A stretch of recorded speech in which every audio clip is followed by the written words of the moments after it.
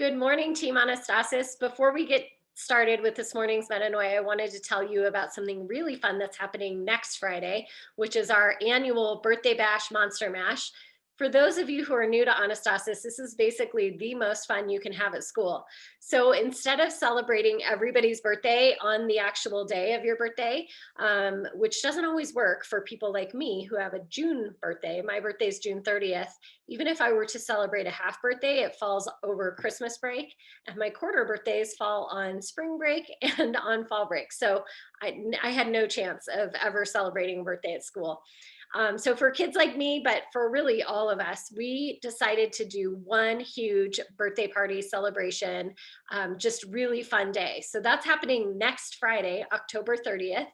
And the Birthday Bash Monster Mash, we added in the Monster Mash part because it's the day before Halloween. So why not celebrate both at the same time?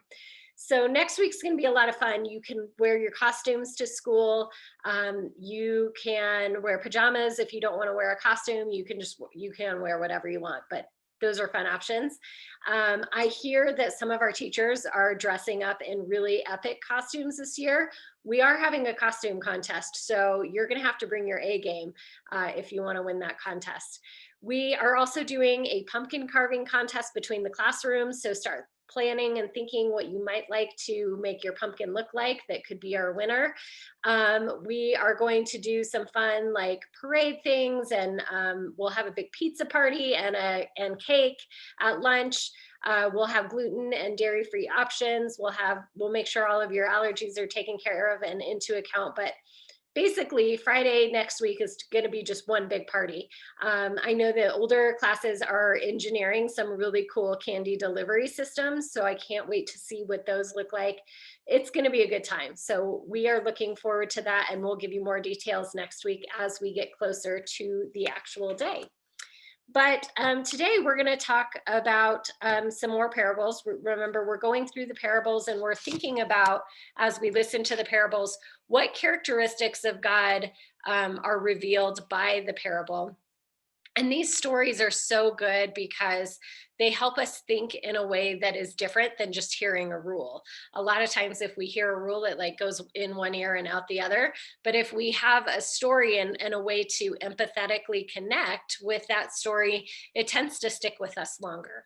So today we're going to read out of Luke 10, and this is called the Parable of the Good Samaritan. And this story is also in Matthew and also in Mark. So it's actually in 3 of the different Gospels. So Matthew, it's in chapter 22, and in Mark, it's in chapter 12. So this is I'm guessing because it's listed in all 3 of those Gospels, that this is a really important one. It's not just, a kind of a throwaway story. This is pretty central to the gospel and even who we are, because if you'll remember, we're created in God's character. So the first thing that you should know about Samaritans, because we may not be familiar with that word, Samaritans were people who lived outside of where Jesus was. And so they lived in a different part. Now, what you need to know about Samaritans is they were pretty hated, and they were thought of as really bad people. So for us, this might be like us thinking about like Voldemort from Harry Potter. It might be like us thinking about Scar from The Lion King, the burglars in Home Alone.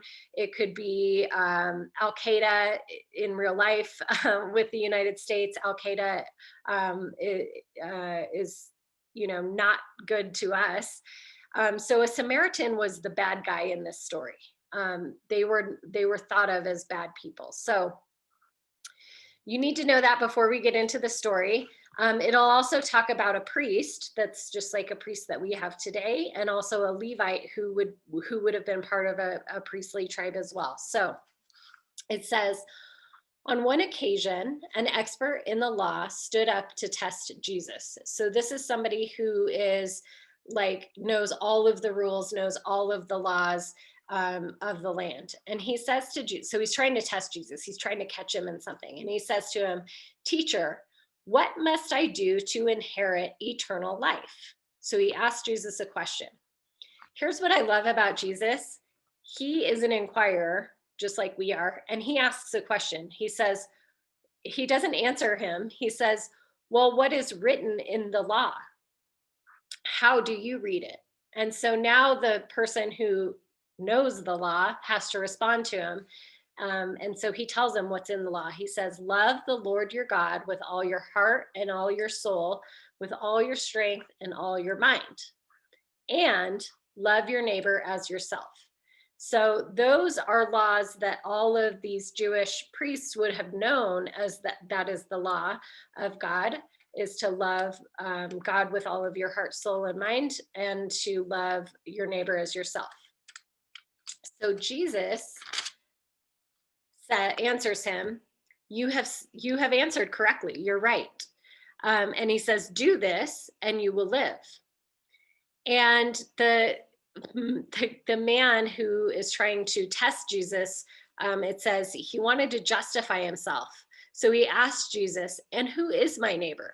So he's like kind of talking back almost to Jesus.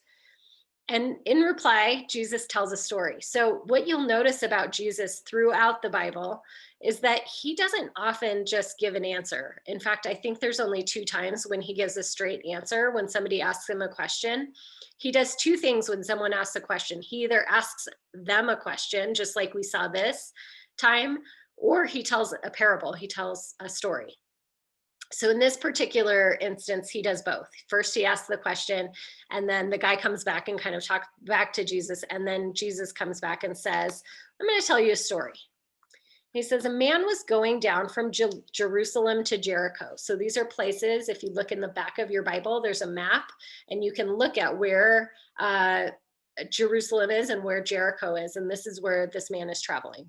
And it says, he fell into the hands of robbers. So there were robbers along the way, and he gets kind of captured by them. And it says they stripped him of his clothes, they beat him and went away, leaving him half dead. So this guy's in trouble. He's been mugged basically on his way from Jerusalem to Jericho. And it says a priest happened to be going down the same road. And when he saw the man, he passed on the other side. So here's a priest, a man of God, and he sees this man who's it says he lost his clothes, so he's naked. He's probably bloody. He's beat up pretty bad. It says he's half dead. He's not dead, but he's half dead. And the priest sees him. And what does he do? He walks to the other side of the road and keeps going. Okay. And then it says, so too a Levite. And the Levite was a tribe at the time, and the Levites were usually priestly also, so what would be considered a godly man. And when he came to the place and saw him, he also passed on the other side. So the Levite does the same thing as the priest. And then it says, but a Samaritan, as he traveled, came where the man was, and when he saw them, he took pity on him. He went to him and bandaged his wounds, pouring in oil and wine. Then he put the man back on his own donkey, took him to an inn, and took care of him. The next day, he took out 2 silver coins and gave them to the innkeeper. Look after him, he said, and when I return, I will reimburse you for any extra expense you may have. Which of these 3 do you think was a neighbor to the man who fell into the hands of the robbers? And the expert in the law replied, the one who had mercy on him. Jesus told him, go and do likewise. So this story is really interesting because the good guys in the story, the people who we normally would think are the good guys, don't do the right thing. They pass by and ignore this man, while the one who we would think of as a bad guy, remember Samaritan is more like your villain in the story. He's the one who actually takes care of this man who's bloodied in the street. And not only does he take care of him, he makes sure that his donkey is safe. He takes him to an inn. He says he gives the innkeeper enough money to keep him there, and then says if there's extra expenses, like if it takes him longer to get back on his feet, that he'll come and pay it. That's pretty incredible. And this isn't usually the kind of story that we think of. We think good guys always do the right thing, bad guys always do the wrong thing. But in this story that Jesus tells, it's actually a little bit different. Those who we would think would do the right thing passed on by, and those who we would have assumed wouldn't have done the right thing do. So this is this is one of my favorite stories in the Bible, and what I would hope that you would do today, so that we can continue on with this story on Monday, is to look at the parable of the Good Samaritan in Matthew 22. It starts in verse 34 through 40, and then read the same story of the Good Samaritan in Mark chapter 12, and the verse it starts in is 28 through 31. So read the story in the three different versions. See if you pick up or notice anything that's different from the version I just read in Luke. And then I'd like you to think about, with maybe a partner, what's going on here? What do you think that Jesus is telling us, and what does this reveal about God's character? And what do we know as a result of this parable? So read that one together today, and then on Monday we will continue talking about the parable of the Good Samaritan. We'll dive in a little bit deeper, but I think if you guys dive in first, it'll have so much more meaning when we talk about it next week. So hope you have a great Friday. Can't wait for next Friday, and we will see you all then.